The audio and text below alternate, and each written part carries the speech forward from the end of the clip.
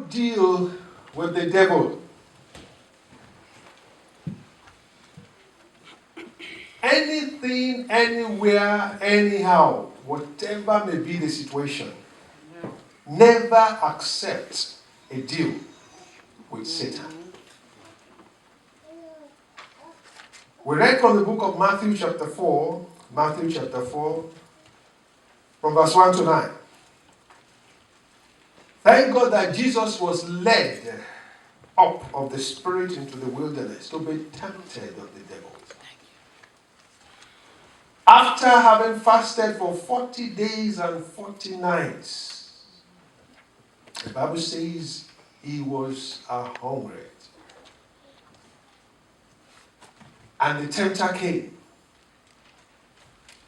Many of us would have thought, oh, I have fasted 40 days and 40 nights. Where is the place for the devil?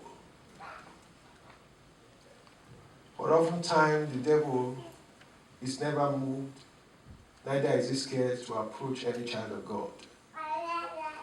And God often allows it to see how fervent, how standing, or how sure are we standing in him.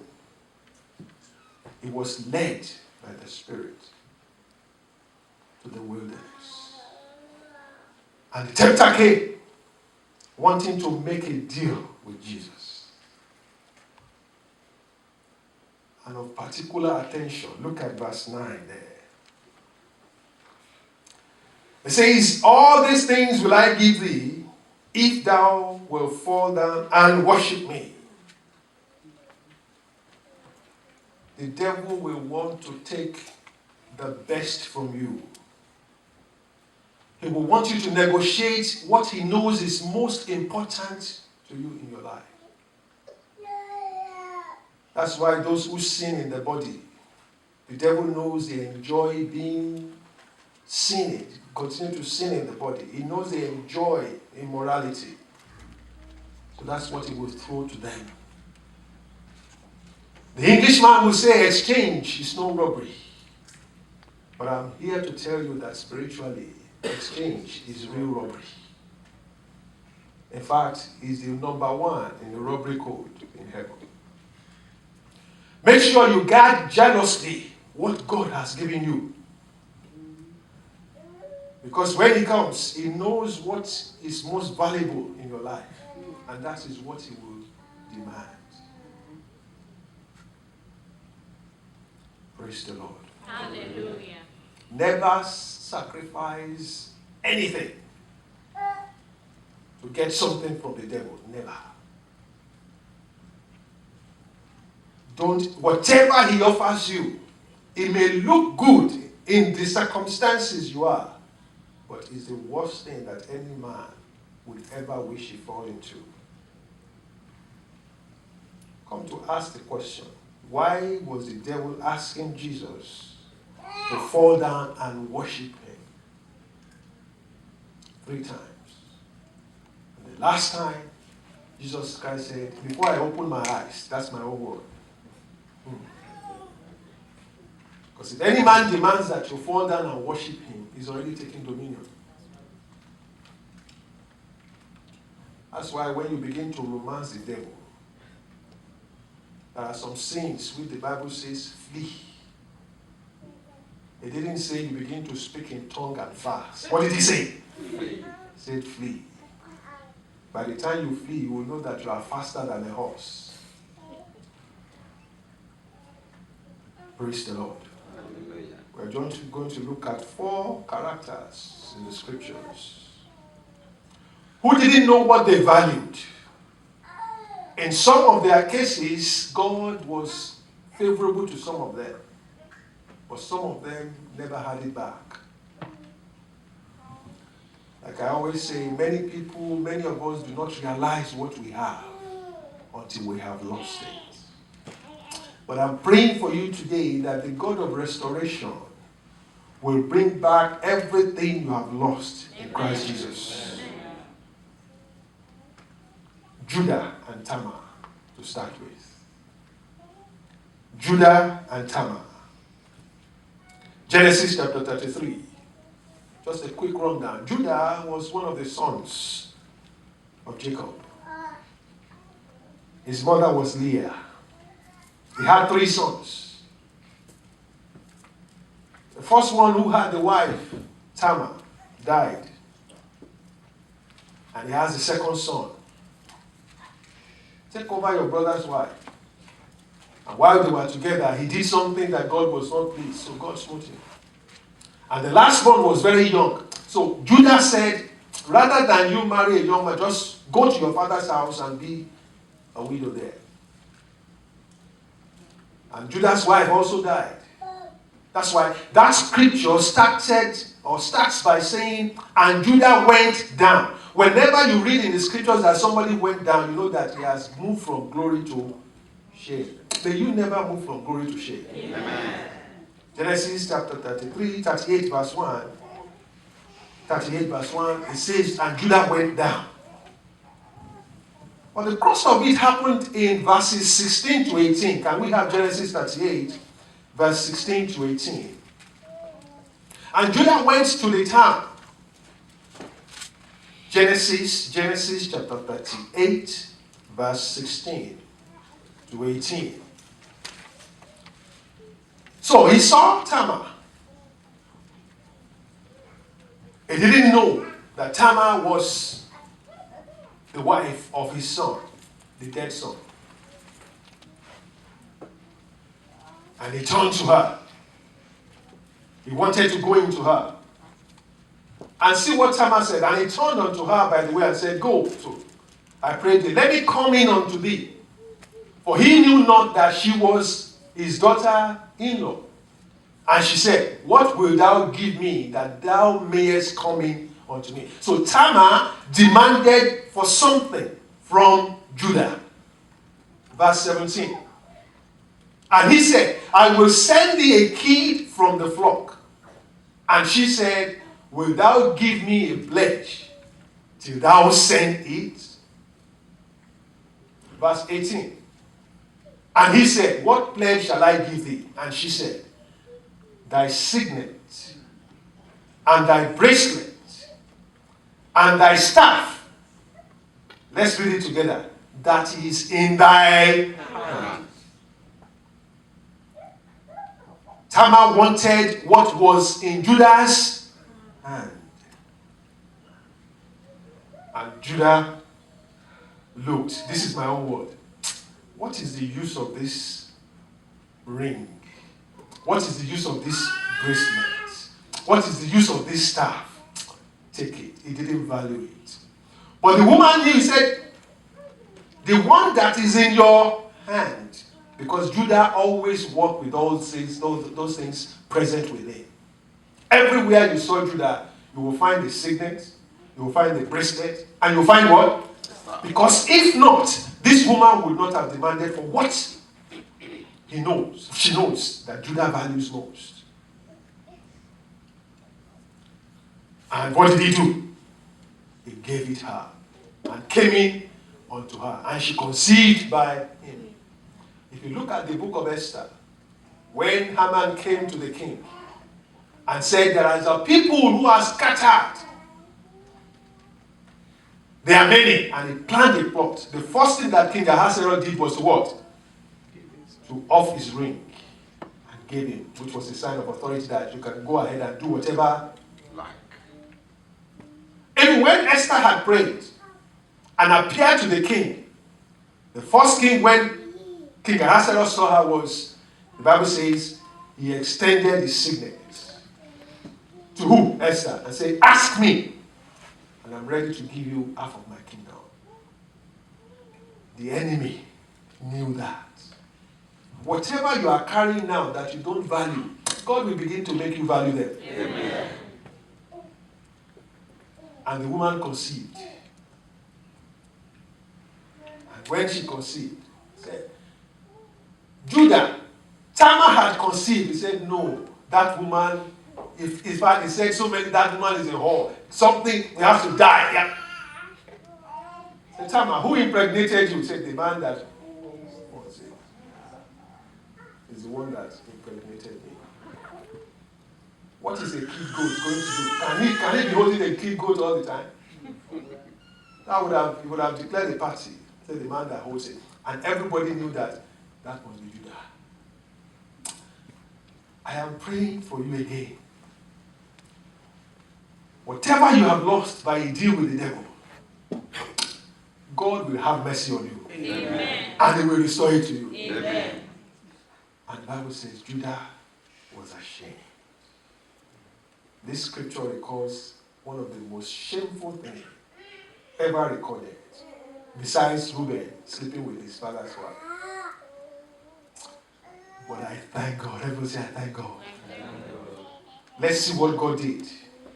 In Genesis chapter 49, verse 8. Genesis chapter 49, verse 8. When Jacob was blessing his sons,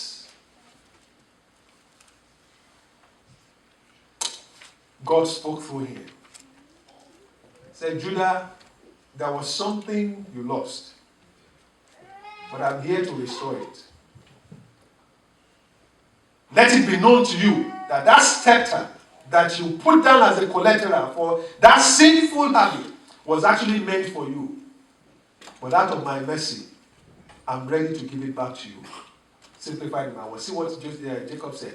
Said, Judah, thou art he whom thy brethren will do what? Praise. Shall praise. Thy hand shall be in the neck of thy enemies. Thy father's children shall bow down before thee. Verse 9. Says, Judah is a lion's whelp. From the prey, my son, thou art gone up. He stooped down, he catched as a lion, and as an old lion, who shall rouse him up? And see, verse 10. The scepter, everybody say the scepter. The scepter Shall not depart from Judah. no, Jacob said, Judah, let it be the last time. Don't ever release it. Not many people had that kind of favor. Not many people. One might be permitted to say that Tamar saw that. But Judah was carrying it. He didn't value it. Say, from henceforth, the scepter shall not depart from Judah. I am restoring that. The shame that you have, I'm giving you the glory now. Anytime you have it, you will not sin against God. But never deal with the devil again and say, hold this scepter. Is anybody with me? It says, not a lawgiver from between his feet, until Shiloh come. And unto him shall the gathering of the people. Not to gather to put you to shame, but to gather to say, the scepter. Everybody say the scepter. the scepter.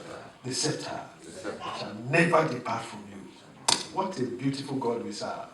Anything you have lost that is so valuable to God and to you, God will restore it in Jesus' name. Amen.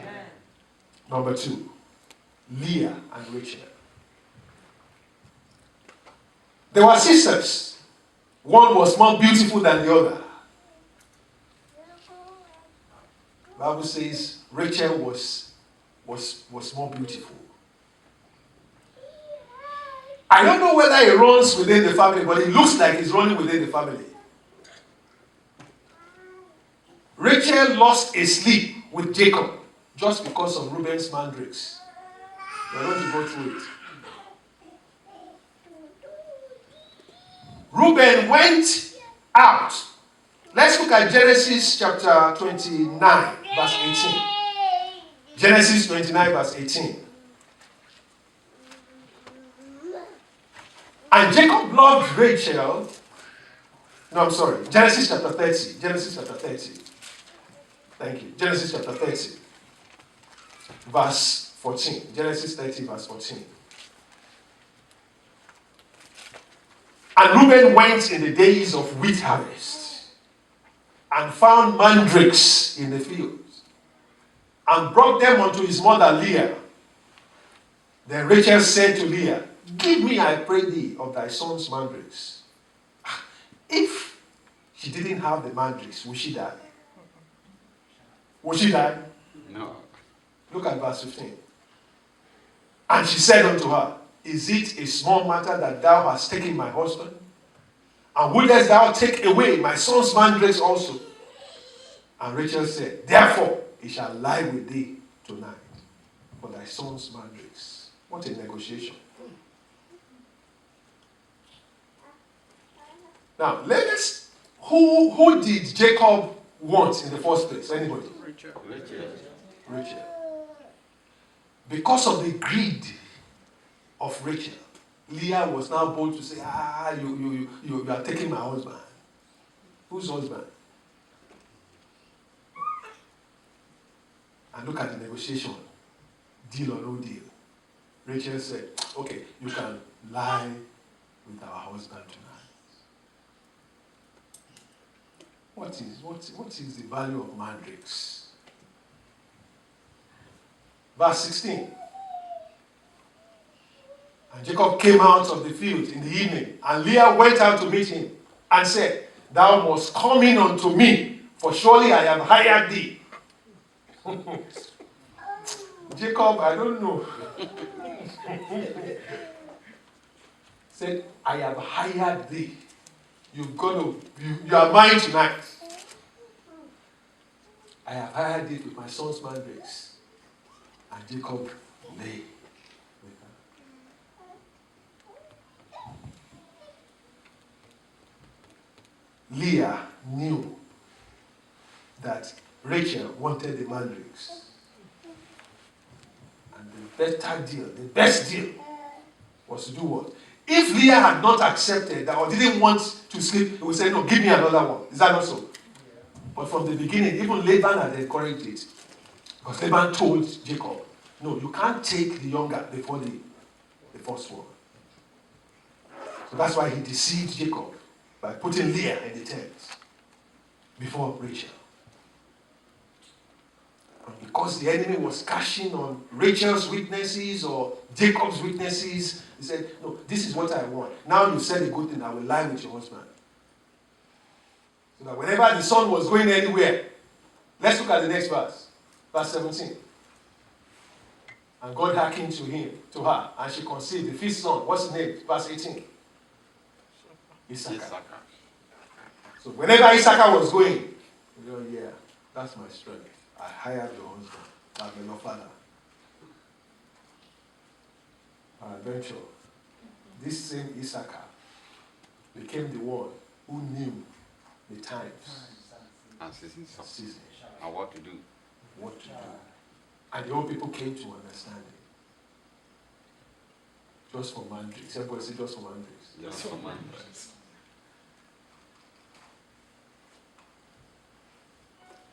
Whatever you are holding right now, you may think you are nobody. It's valuable. Everybody say it's valuable. It's valuable. Number 3, Jacob and Laban.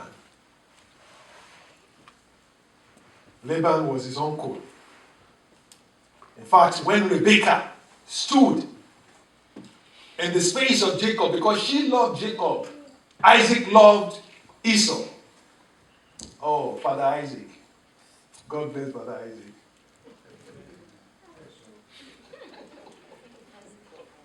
Isaac of old. Because of that deception, Esau said he was going to kill Jacob. And Rebekah said, go to my brother Laban. Go there before your brother gets you. And Rebekah never saw Jacob again. Never. But where are we going? It was the story of Jacob and Rachel, which I mentioned. Genesis 29 verse 11. Genesis 29 verse 11. Genesis 29 verse 11. And Jacob kissed Rachel and lifted up his voice and wept. The boy was already in love when he met Rachel. He kissed Rachel and he lifted up his voice and he began to weep. I hope such love would be around today. Rachel was saying, why are you crying? Your love has killed me. Oh, I don't think I'll be able to sleep anytime I don't see you. How can a woman kiss a woman for the first time? Or embrace? In Jewish culture, they call it, they use the word kiss or an embrace. And he began to weep. Oh, what a love. I said, honey, why are you crying? No, let me just continue to cry. I just want to cry for you. I know I'll use, God will bring that man to your life. When he sees you, he will just be crying. He said, please weep no more. He said, no, please, let me just continue to weep. No, the more I weep, the more I feel okay. What can God not do? For we God. At least a brother in this parish said when he met his wife to be, she was not giving him the right answer. He looked at himself and said, I know who I am. I know how God has formed me. No, she must come back. And she came back. And their husband and wife, they are in this church. No, it's not final. She's giving me a smile, and the husband is, I can't see his face. So where am I going? Now, let's look at what happened in Genesis 29, verse 18. Genesis 29, verse 18. And Jacob loved Rachel and said, I will serve thee 7 years for Rachel, thy younger daughter. He sentenced himself to 7 years. And Laban played on that. Even after 7 years, it wasn't forthcoming. Let's see what happened in verse 27. Verse 27. It says, fulfill that her week, and we will give thee this also for the service which thou shalt serve me yet 7 other years. Now, after the first 7 years, like I told you before, Laban now said, no, I can't give you Rachel before Leah. Leah has to be. So when Jacob woke up and saw that it was Leah, he was disappointed. And he now said, 7 more years. Why? Because the devil in Laban knew that this is what this man wanted. And the only way he can get the best of Jacob, because he said, since Jacob joined him, he said God had prospered him more. So the next thing was to make another deal for 7 years. Whether Jacob liked it or not, because he loved Rachel, he had to do what?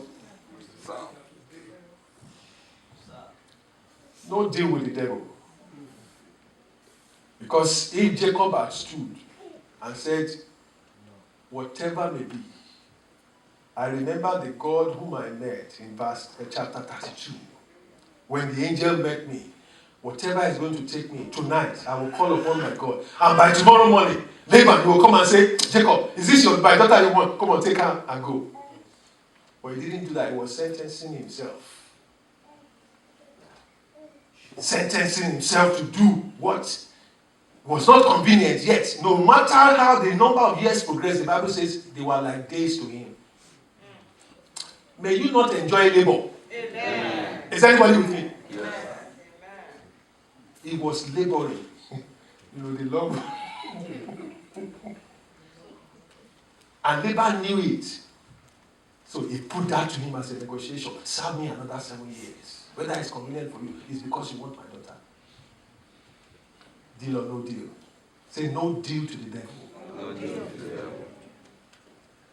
Many a times when we are confronted with issues like we forget the times we prayed to God, that we stood in fasting and prayer and God answered us and the devil came begging us. We forget it. Because the Lord was too much for him. He said, what is 7 years to me? I will do it. And he was laboring, sweating, yet he was enjoying it. Rather than labor, God will give you favor. Amen. Jacob and Esau. This you know very well. This is one of the most pathetic stories in the scriptures. Genesis 25, verse 29. Genesis 25, verse 29. And Jacob sought pottage, and Esau came in from the field, and he was faint. 30. And Esau said to Jacob, feed me, I pray thee, with that same red pottage, for I am faint. Therefore was his name called Edom. 31. And Jacob said, everybody said Jacob said. Jacob said, sell me this day, not tomorrow. Not just this very, before you leave my presence, sell me thy birthright. Right from their conception, there had been contention. Because they were struggling within Rebekah. And the Bible says she entreated of the Lord. God said, there are two nations in your womb. And as they came, one grabbed the heel of the other. Even though unknown to Esau, the spirit of Jacob had already been striving with him. Please let us be sensitive. What did I say? I just believe that as they were growing up, there must have been some other things that Jacob was doing that Esau was insensitive to, that this boy wants my birthright. Anybody with me? There must have been something. If you truly love your brother or your blood sister or whatever, by hearing that I am about to die, I need this food, what will you do? We give it. You give it to him. Why is it that the first thing is, sell me your birthright? He wanted the best from this man. The trouble you are going through is not going to kill you. What did I say? It's not going to kill you. Because the one who had come had given us everything we needed, that even when we go through fire, we will pass through it with us. And look at the man, verse 32. And Esau said, behold, I am on the point to die. He said, what profit? Everybody say, what profit shall this birthright do to me? And Jacob says, swear to me. And the Bible says, on that very day, he sold his birthright. He sold his future for a piece of meat today. Why? Because he didn't value it. He should have said to Jacob, I am your brother. No deal. You want my birthright? No deal. Why you must never negotiate with the devil? Number one, Jesus Christ had already paid the price. What did I say? He has already paid the price. If he doesn't want to, if that person doesn't want to give you what you want today, how many sisters have violated their bodies just because they want contracts? Just because they wanted employment? How many brothers have done things that are not so necessary to their wives or to their marriages just because they want immediate satisfaction of something? Jesus Christ already paid the price. Whatever the devil decides to offer you is only for a limited time. 1 Corinthians chapter 7, verse 23. 1 Corinthians 7:23. 1 Corinthians 7:23.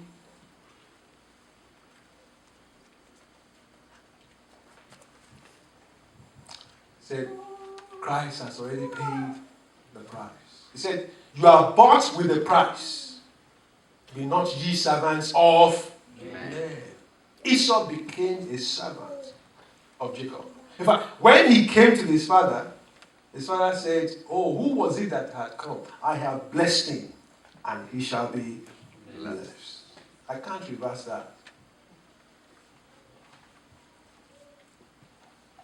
So whenever that person asks you for something, know that that thing is so valuable, you must never release it. Don't ever. About the story of a man, I think in one of these Christian performances, who had a land. The land had been there, and suddenly this man came and said, I will go to buy the land. He said, I'm not ready to sell my land.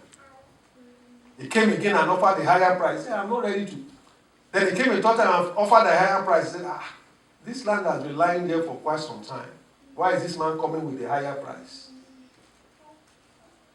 And his eyes were opened. They now informed me that oil was passing through that land. Suddenly they discovered oil on the land. The man said, oh, so that's why. Smart businessmen, when they offer you a price that is higher than the normal, know that there's something, do a due diligence. There's something they have seen. Number 2. Christ had already settled the principle of substitution. Everything we have seen here is a matter of substitution. Instead of us dying, Christ did what? He died for us. So you don't need to substitute what is good from you to take anything from the devil. You don't need it.